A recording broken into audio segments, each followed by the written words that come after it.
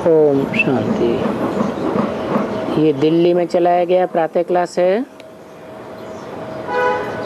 29/12/63।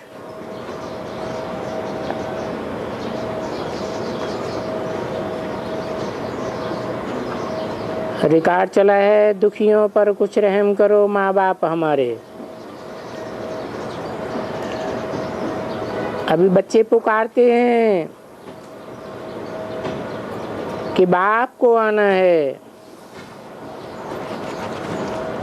कब आना है? जबकि रहम चाहते हैं तो बाप बैठकर बच्चों को समझाते हैं, हो बहू कल पहले मुआफिक बाप आ गए हैं बच्चों को फिर से प्यार देने। और जो बच्चे दुखी हैं उनको सुखी करने के लिए। तो बच्चे कहेंगे ना फिर से, क्योंकि पुकारते हैं कि आओ रहम करो, फिर से आओ। क्योंकि बच्चे जानते हैं कि सचमुच हम बहुत दुखी हैं। हम 5000 वर्ष पहले बहुत सुखी थे। बाबा ने तुमको बताया है कि कितना वर्ष हुआ जब तुम बहुत सुखी थे। अभी तुम दुखी हो। ये दुख किसने दिया है? किसने तुमको अशांत किया है? सब कोई आते हैं तो कहते हैं शांति कैसे मिले, तो अशांत है ना। अशांत का अर्थ है कि घर घर में दुख है, झगड़ा है, मारा मारी है, उसको कहा जाता है अशांत। और फिर शांति किसको कहा जाता है? जहाँ फिर ये मारा मारी, झगड़ा और हंगामा होता ही नहीं। तो ऐसे नहीं है कि शांति चाहिए तो हम जड़ बन जाएं। क्यों? जब हम वहाँ नंगे हैं, शरीर नहीं है, तो परमधाम में जैसे हम जड़ हैं, कुछ भी करते नहीं हैं, बस वहाँ पड़े रहते हैं। मूल वतन में हम कुछ नहीं करते। शरीर हो तो कुछ करें, शरीर ही नहीं है तो वहाँ क्या करते हैं? वहाँ हम पड़े रहते हैं, जड़। उसको जड़ कहा जाता है। शांत पड़े हुए हैं। शांति तो वहाँ है, क्योंकि वो है ही निर्वाण धाम, वानप्रस्थ। निर्वाण धाम माना वाणी से परे धाम। वानप्रस्थ का भी यही अर्थ है, वाणी से परे स्थान। जहाँ हम बच्चे, हम आत्माएं रहते हैं, किसके पास रहते हैं? बाप के पास। उसको स्वीट होम भी नहीं कहा जाता है, उसको कहा जाता है शांति धाम। जब स्वीट अच्छा अर्थात मीठा अक्षर आता है तो फिर कड़ुआ भी जरूर होगा। तो ये कलयुग है कड़ुआ धाम, और सुखधाम है मीठा धाम। वो है शांति धाम, वो है सुख धाम। बच्चे पुकारते हैं ना, तो बाप भी आकर कहते हैं और समझाते हैं, तुम अभी बहुत दुखी हो। ऐसे नहीं है जैसे बहुत बच्चे समझते हैं कि बाप ही सुख देते हैं और बाप ही दुख देते हैं। नहीं, ऐसे नहीं है कि गॉडफादर ही सुख देते हैं, गॉडफादर ही दुख देते हैं या परमात्मा दुख देते हैं। परमात्मा दुख देते हो ऐसा तो कभी हो ही नहीं सकता।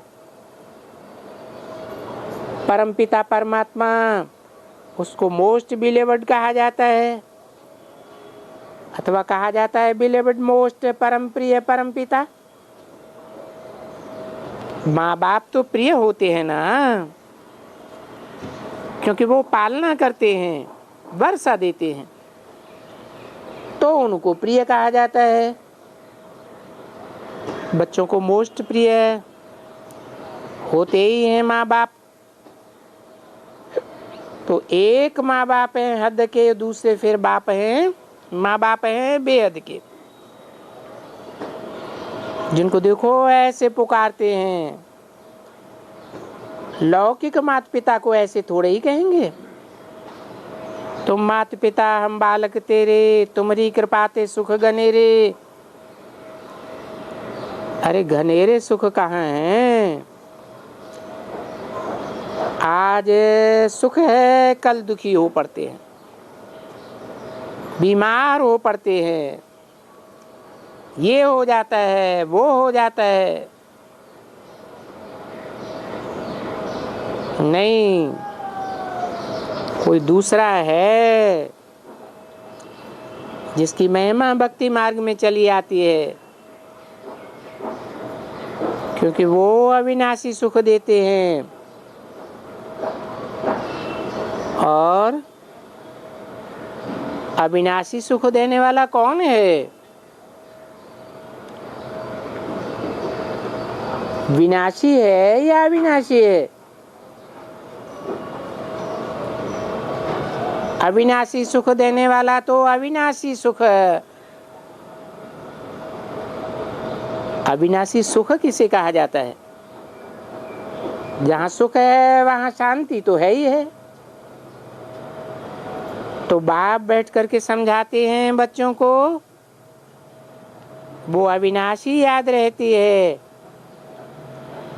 क्योंकि मैं कल्प कल्प आकर बच्चों को सदा सुखी बनाता हूँ।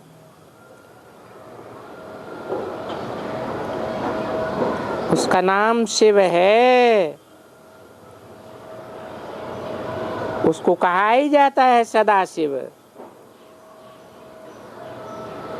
सदाशिव क्यों है? क्योंकि इस सृष्टि पर आकर जितने भी टाइम रहते हैं, जो भी कुछ करते हैं, जो भी बोलते हैं, कर्म इंद्रियों से कर्म किए जाते हैं ना, तो कभी उनके द्वारा दुखदाई कर्म नहीं होता है, इसलिए सदा शिव कहा जाता है। शिव जयंती होती है, कहते हैं सदा शिव। सदा का अर्थ एक निकलता है, सदा सुख देने वाला, अथवा सदा ही वहां परमधाम में एक रस रहने वाला। वो सिर्फ एक दफा आने वाला है।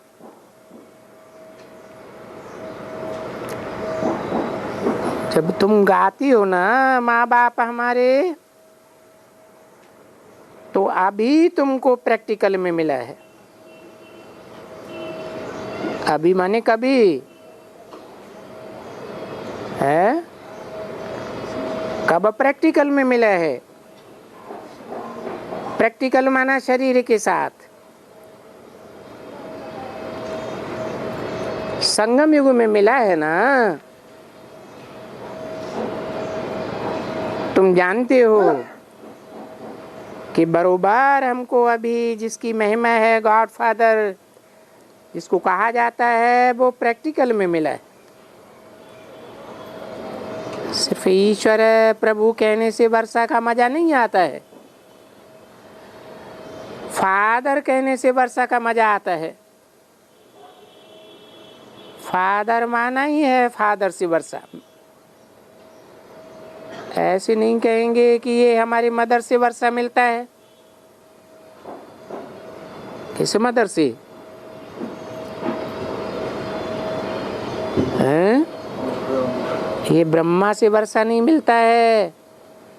ये नहीं कहेंगे ब्रह्मा से सिर्फ वर्षा ब्रह्मा से मिलता है, नहीं, दोनों ही चाहिए। वर्षा देने के लिए माता भी चाहिए तो पिता भी चाहिए। अब ब्रह्मा माता ने तो शरीर छोड़ दिया,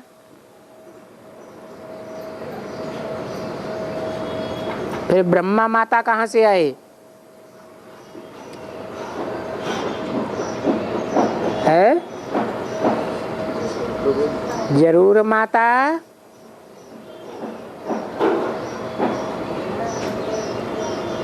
ऐसी माता जिसकी पूजा होती है। दाढ़ी मूछ वाले ब्रह्मा की पूजा होती है क्या? नहीं। दाढ़ी मूछ वाले ब्रह्मा स्वर्ग का गेट खोलते हैं क्या? नहीं। स्वर्ग का गेट खोलने के लिए किनको निमित्त रखा है?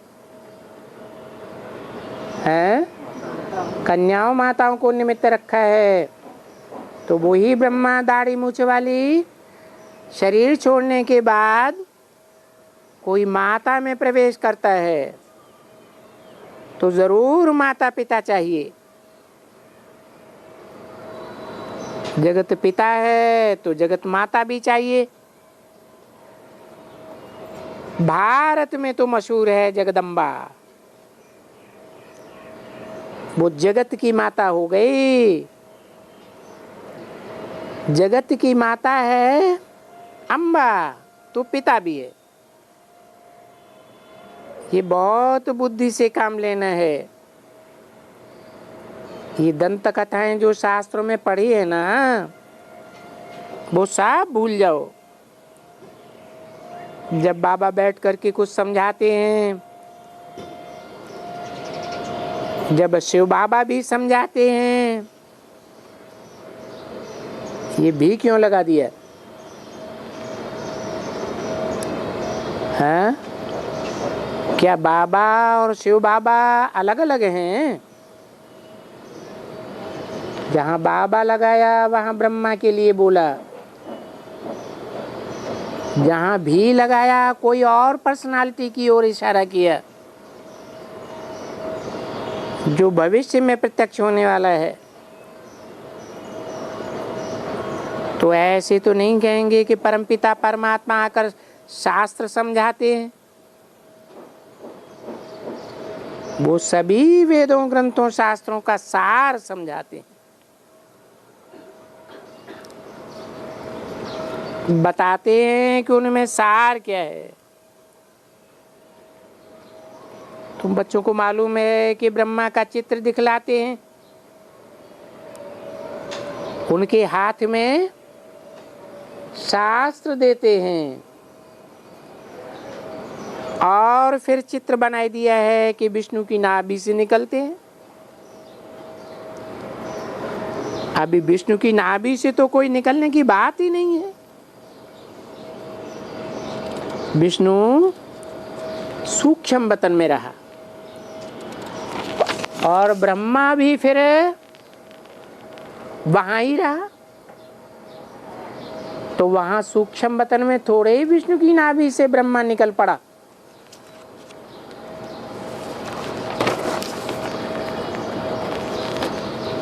ऐसे तो है भी नहीं। नहीं, जिनकी नाभि से निकल पड़ा वो है प्रजापिता ब्रह्मा।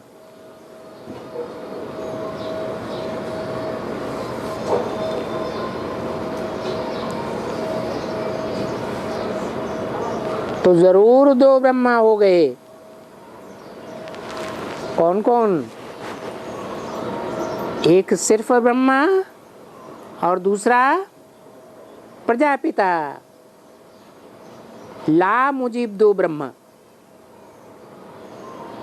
एक को कहा जाता है प्रजापिता ब्रह्मा, यानी प्रजा रचने वाला ब्रह्मा। और प्रजा तो यहाँ रची जाएगी या सूक्ष्म बतन में रची जाएगी? सूक्ष्म बतन में तो प्रजा होती ही नहीं है। तो बहुत बच्चे मुझते हैं, ये क्या, ये साकार में मनुष्य अपने को ब्रह्मा, वो ब्रह्मा जो सूक्ष्म बतन में रहते हैं वो कैसे ब्रह्मा कहलाए सकते हैं? तुम्हारे पास बहुतों को ऐसे बहुत संशय होते हैं।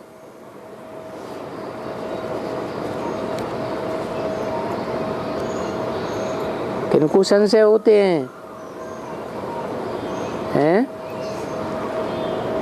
ये संशय किनको होते हैं कि ब्रह्मा सूक्ष्म बतनवासी क्यों? ब्रह्मा तो यहाँ होना चाहिए।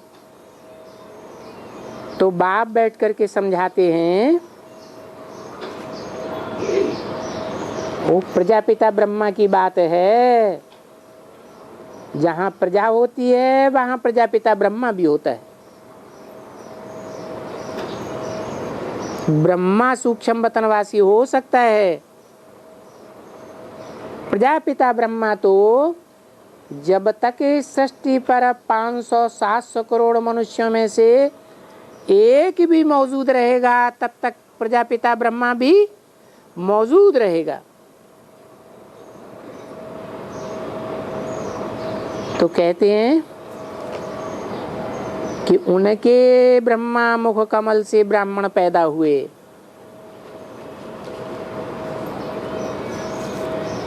किनके मुख कमल से? तुम ब्राह्मणों से जाकर के पूछो, तुम किसकी संतान हो? हैं? कौन से ब्राह्मणों से जाकर पूछेंगे? वो ब्राह्मण बोलेंगे हम ब्रह्मा की मुखवंशावली ब्राह्मण हैं। तो ये समझते हैं कि मुखवंशावली होगी तो ब्रह्मा भी जरूर यहाँ होगा ना। अरे इसका नाम ही है प्रजापिता ब्रह्मा।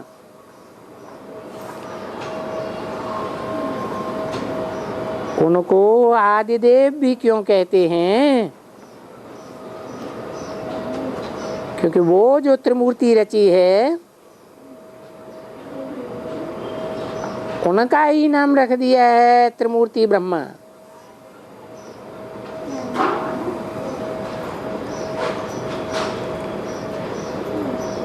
वो ब्रह्मा का भी पार्ट बजाते हैं। कौन है? विष्णु का भी पार्ट बजाते हैं।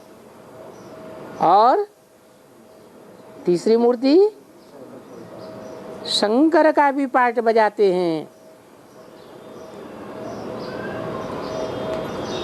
तो तुमने उसको ब्रह्मा बड़ा लक़ब दे दिया। किसको? हैं? क्या बड़ा लक़ब दे दिया? अरे प्रजापिता,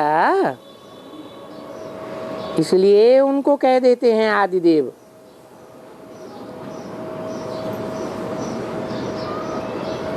अभी बाप समझाते हैं प्रजापिता तो जरूर यहाँ चाहिए। कहाँ? इस साकार सृष्टि पर चाहिए, सूक्ष्म बतन में नहीं। बाप आते ही हैं जबकि दुनिया पतित है। सूक्ष्म बतन में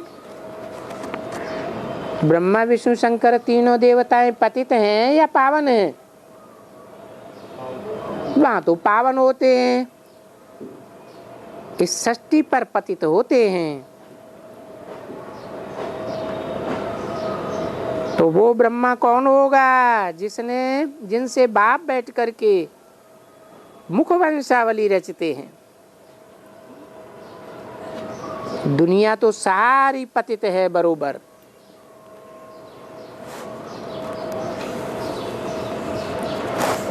फिर बैठकर समझाते हैं कि ये है ब्रह्मा की रात, सो भी एकदम आधी रात। शिव जयंती कब आती है? बोलते हैं जब दुनिया की आधी रात होती है और दिन होना होता है, तब आते हैं। वो जो कृष्ण के लिए लिखते हैं कि वो आधी रात में जन्म लेता है, जन्माष्टमी व्रत रखते हैं और रात को जागते हैं। तो बाबा बैठ करके बोलते हैं कि ये परमपिता परमात्मा खुद कहते हैं कि मैं आता ही हूँ कल्प के अंत में और आदि में, यानी जब ब्रह्मा की आधी रात है, बिल्कुल ही घोर अंधियारा, तो दिन करने के लिए घोर अंधियारे में आएगा ना। तो मेरी जयंती होती है कल्प की रात में।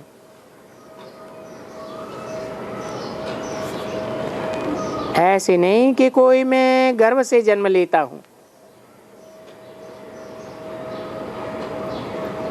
जो कोई बैठ करके वो गर्भ से जन्म लेते हैं, कब किस गर्भ में जन्म लेते हैं? अब मैंने तो जन्म गर्भ से लिया ही नहीं, मेरा वो जन्म ही नहीं है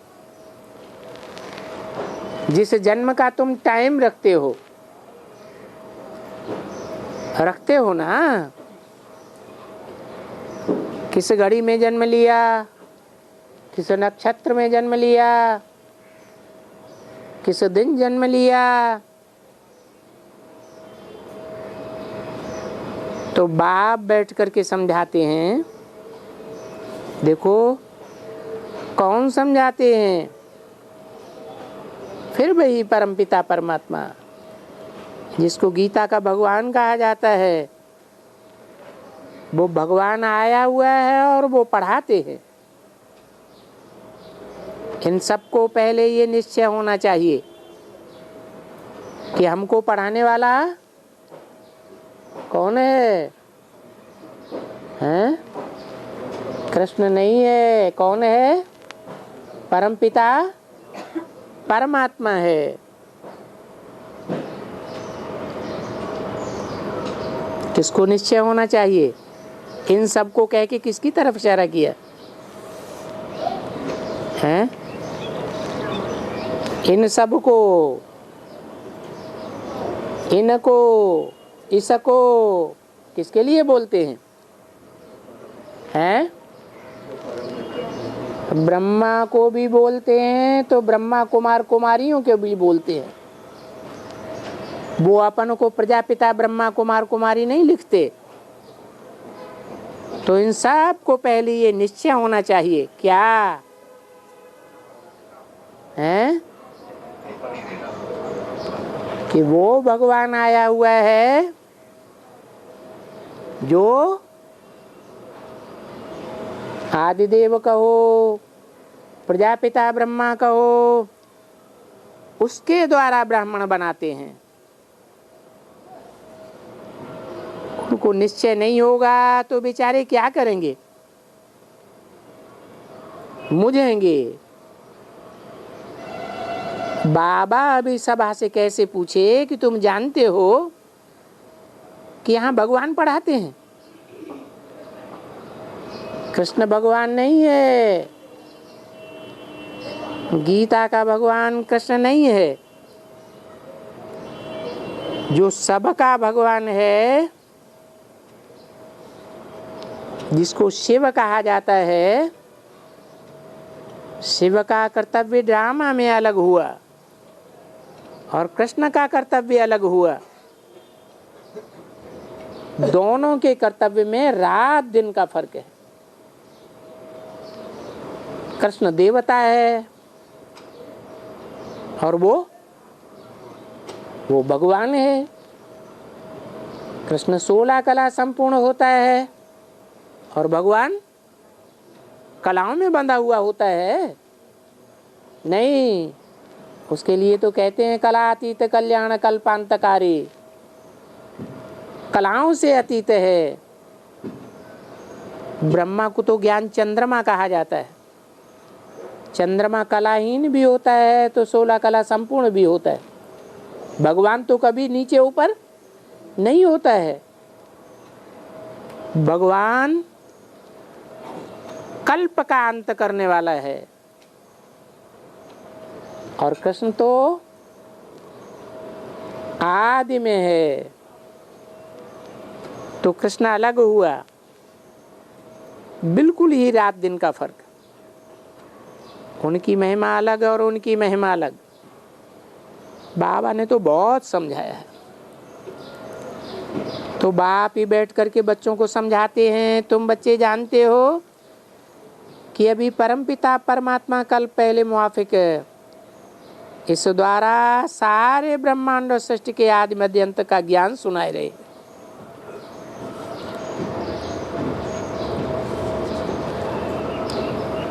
जो कोई भी सुनाए नहीं सकता।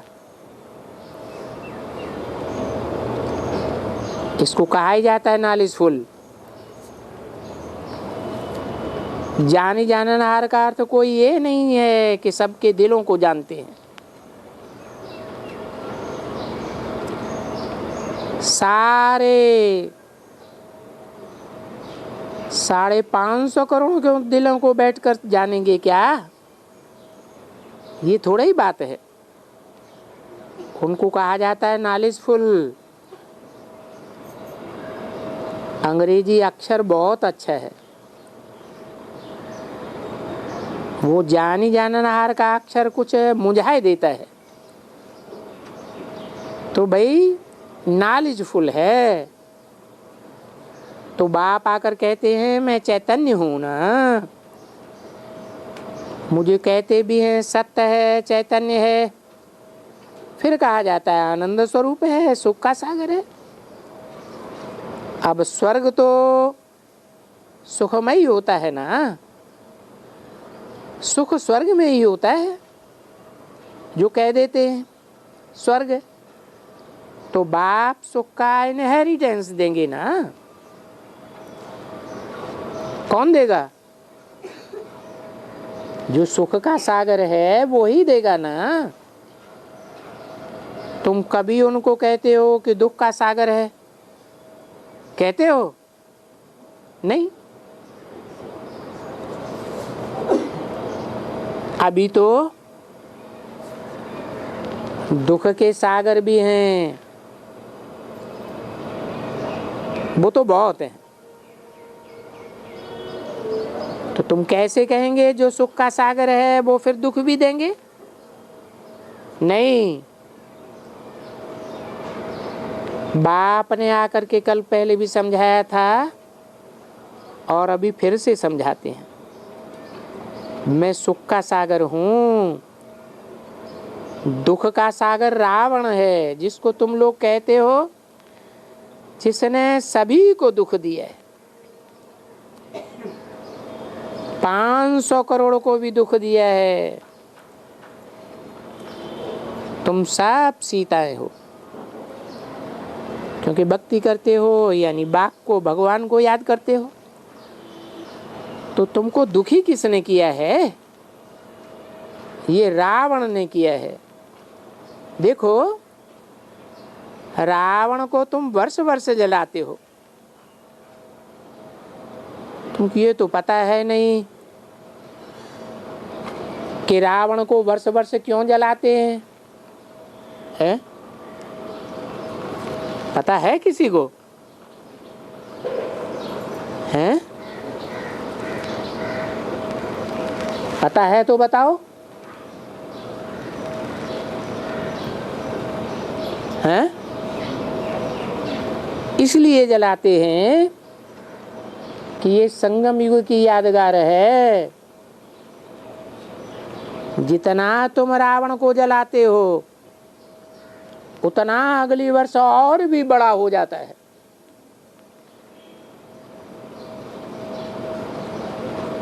उसका प्रभाव घटता है या बढ़ता जाता है?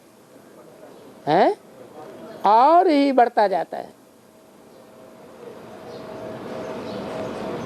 भक्ति बढ़ रही है या घट रही है? और ही बढ़ रही है। रावण का चित्र कोई थोड़े ही होता है। रावण का अर्थ ही है 5 विकार। तुम सब सारी दुनिया रावण के बॉन्डेज में है। ये भूतों की जंजीरें में हो। तुम सबको 5 भूत लगे। बड़ा भूत भी है। भूत 2 प्रकार के होते हैं। एक भूत को घोष्ट भी कहते हैं और ये है फिर माया घोष्ट। ये माया घोष्ट बड़ी पुरानी है। माना दुनिया में जो घोष्ट होते हैं, भूत प्रेत होते हैं, वो उतने पुरानी नहीं है, लेकिन माया बहुत पुरानी है। कितनी पुरानी है? 2500 वर्ष पुरानी है। आधा कल्प से इनका राज्य है। तो इसको भूत कहा जाता है। 29/12/63 की वाणी का 3रा पेज। इनको काम का भूत क्या लगा है? कहते हैं ना, दर दर में धक्का खाते रहते हैं। इसको बाजारी कुत्ता कहा जाता है। बाजारी बैल भी कहा जाता है। वो दर दर में धक्के खाते हैं ना, तो बाप बैठकर से समझाते हैं ये बड़े भूत हैं। ये काम का भूत, क्रोध का भूत। कोई गुस्सा करते हैं ना तो कहते हैं देखो इनको क्रोध का भूत लगा है। इनको भूत कहते हैं। ये 2 दुश्मन हैं। क्योंकि मोह और लोभ को भी इतना बड़ा भूत नहीं कहा जाता। नहीं, ये हैं बड़े शत्रु। उसमें भी काम तो बिल्कुल महाशत्रु है। और कहते भी हैं हे मेरे लाडले बच्चे, इस काम रूपी शत्रु पर जीत पहनो। क्या कहा जाता है? क्रोध जीते जगत जीत या काम जीते जगत जीत? काम जीते जगत जीत कहा जाता है। तो इस पर जीत पहनेंगे ना। तुम बच्चों को दोनों भूतों का मालूम है। कहते हैं कामेषु क्रोधेषु। क्यों कहते हैं? हैं? काम की चेष्टा होती है ना, काम विकार का प्रयत्न करते हैं ना। तो देखो ये अभी की बात है। अभी की ही बातें बतलाते हैं। कामेषु क्रोधेषु। काम का विख न मिलेगा तो अबलाओं को एकदम ठूंसा मार देंगे।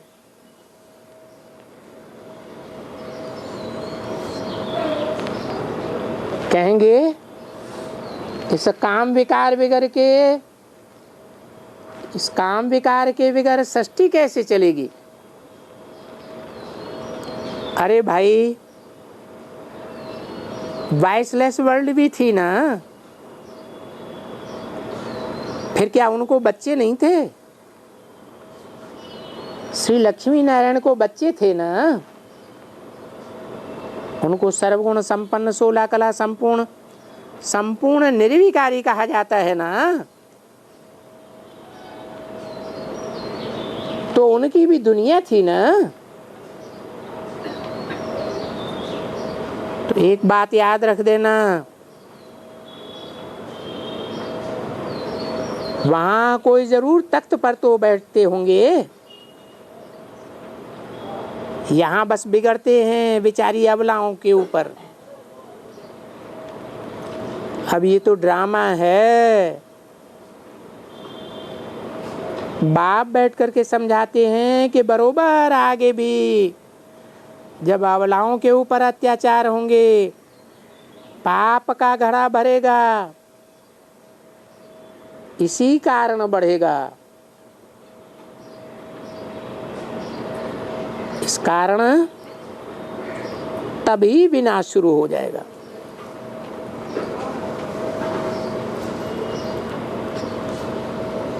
पहले भी इसी कारण विनाश हुआ था। कब है? पहले माने कब है? यज्ञ के आदि में भी ऐसे हुआ था। विनाश ज्वाला यज्ञ में प्रज्वलित हुई। अभी बच्चों को ये तो निश्चय है ना, बाप सामने बैठ करके गाते हैं मुरली तेरी में जादू। देखो मैं सिंधी में कहता हूँ,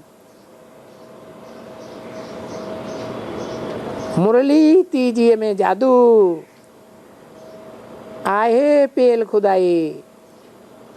ये जो मुरली बजती है, अरे बड़ा जादू है उनमें।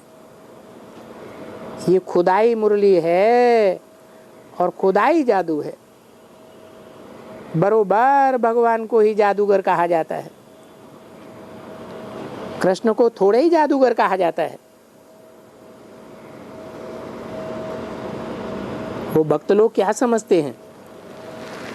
हैं? अरे दुनिया वाले भक्त लोग क्या समझते हैं? कृष्ण भगवान था, उसने जादू किया तो 16,000 भागी उसके पीछे पीछे, परंतु फाउंडेशन कहाँ लगता है? भक्ति मार्ग में जो बातें आई हैं उनकी शूटिंग कहाँ होती है? यज्ञ के आदि में भी तो भागी थी ना। तो किसने जादू लगाया? कृष्ण उर्फ ब्रह्मा ने जादू लगाया क्या? ये सारी प्रजापिता ब्रह्मा की बात है, जिसमें शिव भगवान पहले पहले प्रवेश करते हैं। तो कृष्ण को थोड़ा ही जादूगर कहा जाता है। जादूगर तो उसे कहा जाता है जो मनुष्य को देवता बनावे, 1 सेकंड में जीवन मुक्ति देवे। ये जादू नहीं ठहरा क्या? 1 सेकंड में। जनक के लिए कहते हैं ना, और बच्चे कहते भी हैं बाबा हमको जनक के मिसल ज्ञान दो। ये जो भगाते हो ये नहीं,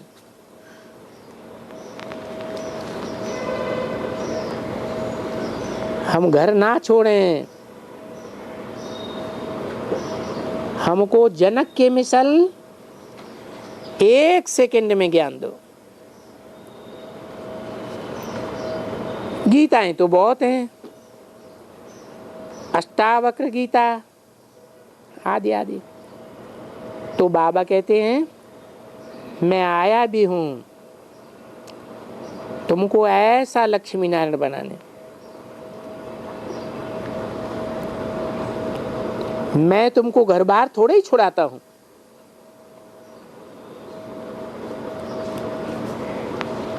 तुम प्रवृत्ति मार्ग वाले थे और हैं। कौन? किसके लिए बोला? सतयुग में तुम प्रवृत्ति मार्ग वाले थे ना। तुम्हारा लक्ष्मी और नारायण जिनको तुम पूछते हो वो प्रवृत्ति मार्ग है ना। जरूर राजा और रानी, बच्चा भी तो पैदा हुआ होगा ना, प्रवृत्ति मार्ग है। तो मैं भी तुमको प्रवृत्ति मार्ग में ही ज्ञान देता हूं। क्या है? किसको देता हूं? तुमको। जो भगवान के सन्मुख बैठ पड़ते हैं उनको तुमको कहा जाता है, उनको नहीं। जो सफेद कपड़े या लाल पीले कपड़े पहनकर बैठते हैं, सत्संग करते हैं, वो कोई प्रवृत्ति मार्ग वाले हैं क्या?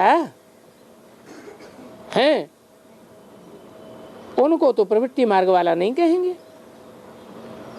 शुरुआत में तुम लोगों ने जो सुना है गाली खाने का हंगामा हुआ, वो हंगामा तो गीता में भी था ना।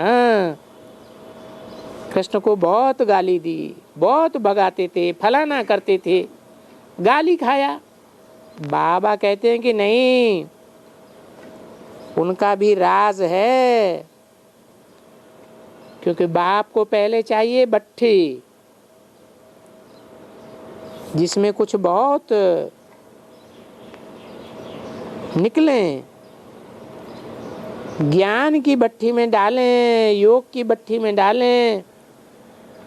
वो भट्टी बनानी थी कब? है यज्ञ के आदि में। तुम्हारी भागवत में लिखा हुआ है कि भट्टी, परंतु उनमें बिल्ली के पुंगरे डाल दिए थे। क्या है? यज्ञ के आदि में कौन डाल दिए हैं? बिल्ली के पुंगरे डाल दिए थे। कौन बिल्ली थी? हैं? जरूर बाबा उसे कहते हैं माया बेटी। माया बेटी मधुबन में रहती है या नहीं रहती है? मधुबन में भी रहती है। तो उस भट्टी में भी बिल्ली के पुंगरे डाले। पड़ा है कहाँ? एक भट्टी थी, उनमें बिल्ली के पुंगरे बैठ गए। ईंटें तो पक गईं, पर बिल्ली के पुंगरे वहां जीते जीते बैठे हुए थे।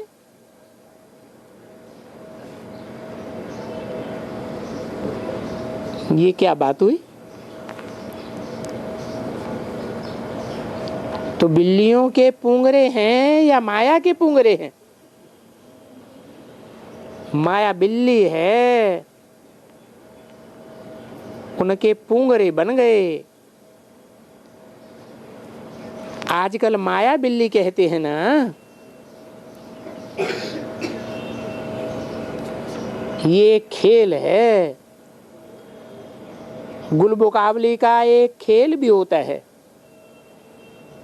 जिसमें चौपड़ खेलते हैं।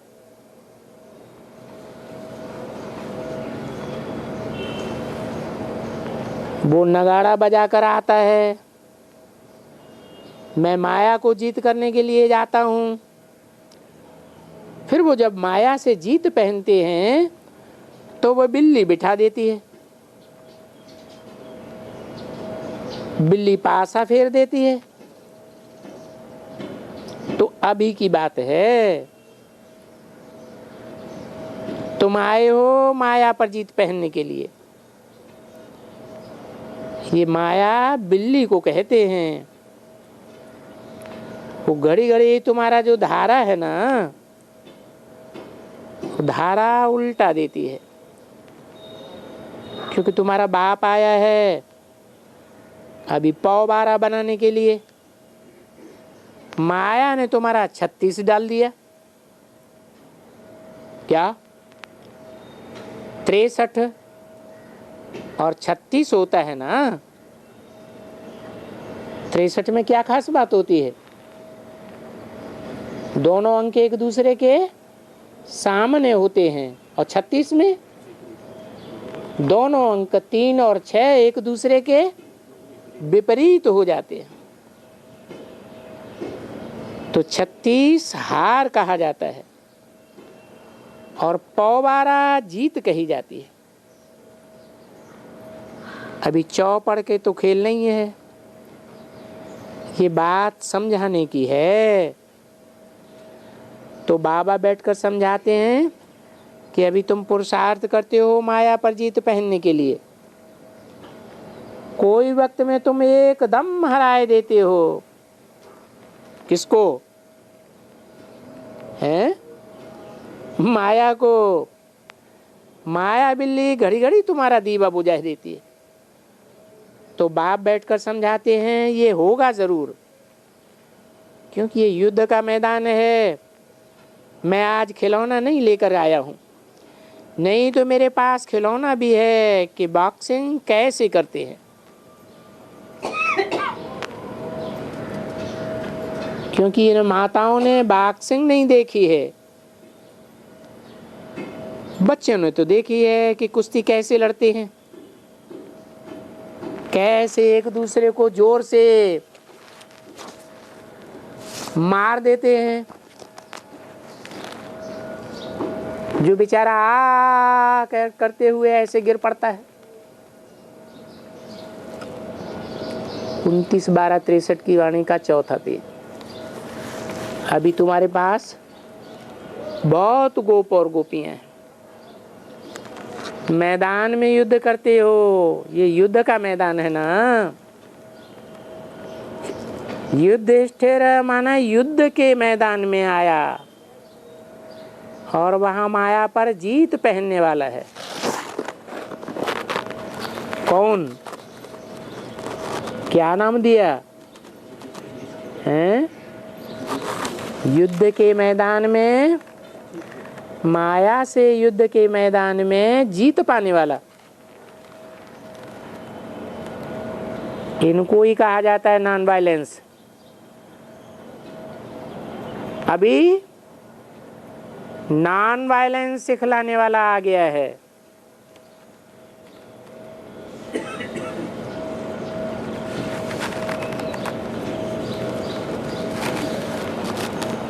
तुम बहुत थोड़े वॉरियर्स हो और बहुत बड़े वॉरियर्स हो। तुम अननोन वॉरियर्स हो बट वेरी वेल नोन, यानी तुम लोग वॉरियर्स हो माया पर जीत पहनने वाले। तुम बहुत नामी ग्रामी हो।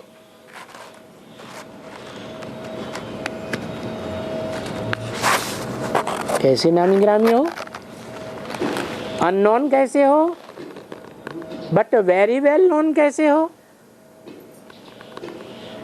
अननोन हो, अभी दुनिया में तुमको कोई नहीं जानते हैं कि तुम कैसे गुप्त युद्ध करते हो माया से। तुम्हारी गुप्त लड़ाई है ना। परंतु भविष्य में जब प्रत्यक्ष होंगे तो वेरी वेल नोन हो जाएंगे संसार में।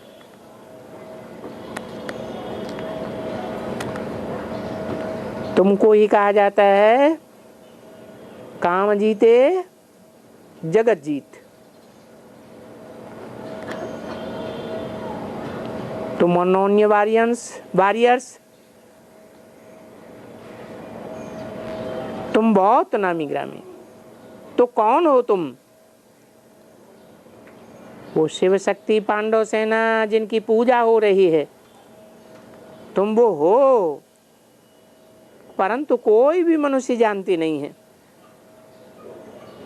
तुमको दुनिया में कोई जानते हैं? तुम भारत को स्वर्ग बनाने वाली हो, माया पर जीत पहन करके जगत जीत बनी हो। वो जो सन्यासी लोग या कोई कहते हैं मन जीते जगत जीत, नहीं, ये मन तो कभी जीता नहीं जाता है। ये तो इम्पॉसिबल बात है। अगर तुम मन जीत लो तो तुम खा नहीं सको। कर्म कैसे करेंगे? मन तो संकल्प विकल्प करता ही है ना, फिर तो तुम कर्म ना कर सको, एकदम जैसे जड़ बन जाओ। तो नहीं, मन नहीं, अब युद्ध का मैदान है, माया पर जीत पहननी है, ये 5 विकारों के ऊपर जीत पहननी है। उसमें मुख्य है काम। ये विकार बहुत कड़ा है। तो बाप बैठ करके बच्चों को समझाते हैं, ये काम पर जीत पहनाना ये किसका जादू है? तो जरूर खुदा बाप आकर के इनमें तुमको समझाते हैं। जादूगर उसको कहा जाता है।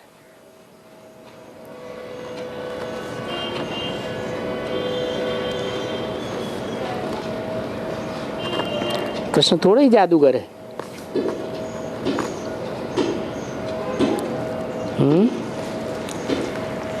बाप आकर इनमें तुमको समझाते हैं। इनमें माने किन में? राम और कृष्ण में तुमको समझाते हैं। लेकिन जादूगर इनको नहीं कहा। किसको कहा? जादूगर उसको कहा जाता है। भविष्य के पार्ट की तरफ इशारा किया। कृष्ण थोड़े ही जादूगर है। बाबा ने बच्चों को समझाई दिया है कि ये त्रिकालदर्शी पने की जो नॉलेज है, कोई भी पुराने ऋषि मुनि एक भी त्रिकालदर्शी होकर नहीं गया। कैसे हो? जबकि सतयुग के आदि में श्री लक्ष्मी नारायण मनुष्य सृष्टि में नंबर 1 हुए, वो भी त्रिकालदर्शी नहीं है। उनको भी सृष्टि के आदि में अंत का ज्ञान नहीं है। ये तो कहते हैं श्री कृष्ण भगवान वाच। फिर कृष्ण का बाप आकर के बतलाते हैं कि नहीं, उस बच्चे में तीनों लोगों का ज्ञान नहीं है, बिल्कुल नहीं है, एकदम। अगर उनमें होता तो उनको मालूम होता कि अच्छा अभी हम सूर्यवंशी हैं। उनको मालूम होता है। किनको? कृष्ण वाली आत्मा को ये मालूम होता है कि अभी हम सूर्यवंशी हैं। हैं? अरे वो अपन को चंद्रमा समझता है कि सूर्यवंशी समझता है? उसके फॉलोअर्स भी चंद्रवंशी, वो खुद भी चंद्रमा। अरे पीछे तो मुझे चंद्रवंशी बनना पड़ेगा।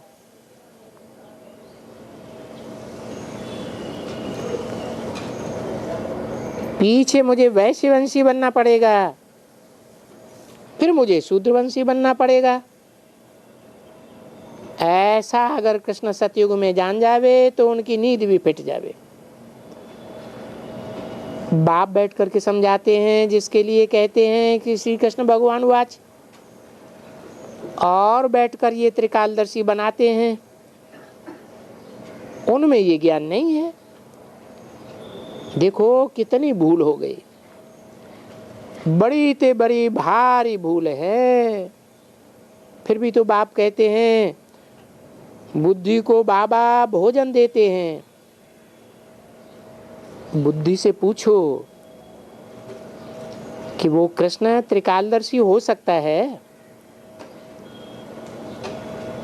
वो तो बेचारा घुटने में मर जावे कि हम पीछे फलाना जाकर के एकदम शूद्र बनेंगे, दुखी हो जाएगा। तो वहां ही उनको वैराग आ जावे कि बाबा फिर ये ड्रामा क्यों रचा है जो फिर मुझे दुख मिले, विचारों को घुटका आ जावे, बैकुंठ का सुख ही उड़ जावे। नहीं, तो बाप बैठ करके बच्चों को समझाते हैं कि मीठे बच्चे, अभी गॉड आया है पढ़ाने के लिए। वो फादर क्या बनाने आया हुआ है? बोलता है जैसे दूसरे मनुष्य है ना, मनुष्य मनुष्य को बनाते हैं ना,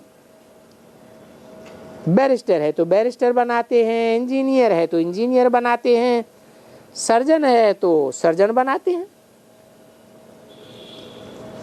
जैसे वो बनाते हैं ना, उनको बनाने में कितना समय लगा है? अरे पढ़ाई पढ़ने में समय लगता है, फिर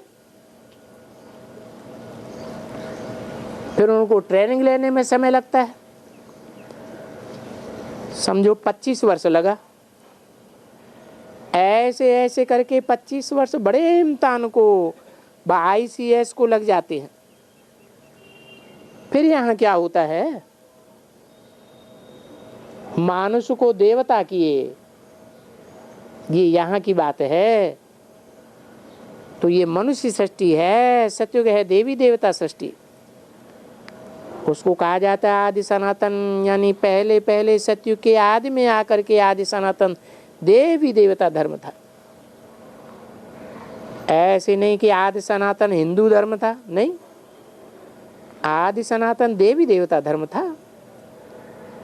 तो बाप बैठ करके समझाते हैं कि आदि सनातन देवी देवता धर्म था तो बड़ा राजभाग था। उनको तो कहा ही जाता है गॉड और गॉडेज। गॉडेज लक्ष्मी अर्थात भगवती और भगवान। कहाँ की बात है? हैं? कौन बनाते हैं? अरे इंजीनियर को इंजीनियर बैठ पढ़ाते हैं, बनाते हैं।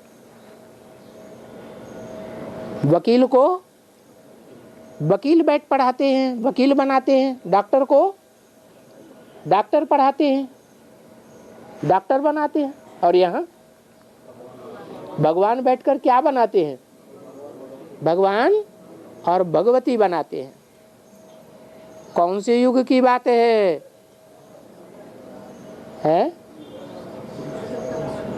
सतयुग में बनाते हैं या संगम युग में बनाते हैं? भगवती और भगवान किसने बनाया है? तो नई सृष्टि में तो जरूर भगवान रचयिता होगा ना, जिसने नई सृष्टि रची और भगवती भगवान बनाया। कैसे? फिर बाप बैठ करके अभी समझाते हैं कि हे मेरे लाडले बच्चे, भगवान जो नॉलेजफुल है यानी बीज रूप है, चैतन्य है, तो बीज होगा ना, चैतन्य होगा तो उनको अपने झाड़ का सभी मालूम होगा, क्योंकि चैतन्य है, इसलिए उनको नॉलेजफुल कहा जाता है। फिर उनको तुम सब कुछ कह सकते हो, त्रिकालदर्शी भी कह सकते हो, क्योंकि तीनों कालों को जानने वाला कोई सन्यासी वन्यासी तो कोई होते ही नहीं, बिल्कुल नहीं। फिर जब नहीं जानते हैं तो ये गीता उन्होंने कैसे बैठ करके बनाई? ये क्या जा करके बैठ कर बनाया जब सबको मालूम ही नहीं है? और मालूम ही नहीं है तो थोड़ा बहुत जो आत्माएं पहले आती हैं वो अच्छी हैं, थोड़ी पावरफुल हैं, क्योंकि रजोगुण में जो आत्माएं आती हैं तो रजोगुण ही होंगी ना, और जो तमोगुण में आते हैं वो तमोगुणी होंगे, जो सतोगुण में आते हैं वो ही सतोगुणी होंगे। तो सतोगुण में जो आते हैं वो ही पावरफुल होंगे जरूर। फिर उनको पावर कौन देता है? सतयुग में बाप उनको पावर देते हैं। कब देते हैं? हैं? सतयुग से पहले संगम युग में ही पावर देते हैं। अच्छा, ओम शांति।